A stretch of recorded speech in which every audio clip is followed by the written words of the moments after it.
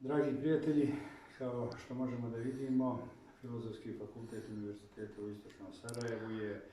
od strane Ruske humanitarne misije dobio najljepši božićni poklon koji se može dobiti.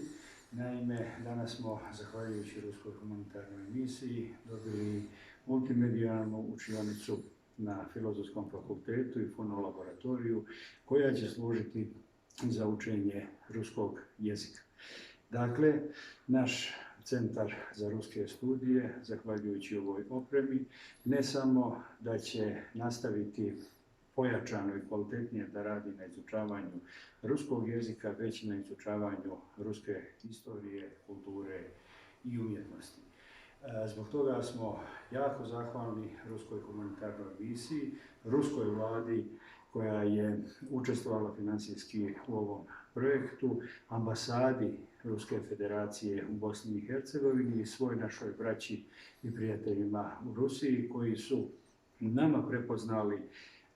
dostojnog partnera koji na dostojan način promoviše ruski jezik i rusku kulturu na ovim prostorima. Zahvaljujući ovoj zaista velikoj vrijednoj donaciji od 28.000 evra, siguran sam da u regionu ne postoji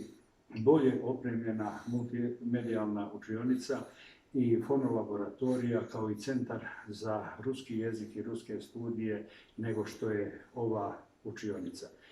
Što se nas tiče, nastavit ćemo i dalje da u punom kapacitetu razvijamo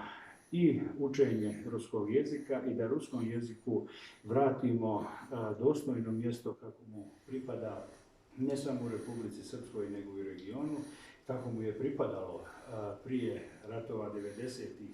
godina, jer sigurno je da to ruski jezik zaslužuje. Mi ćemo i dalje istrajno i predano raditi na tom svom cilju, a Ruskoj humanitarnoj misiji, ruskoj vladi, ambasadi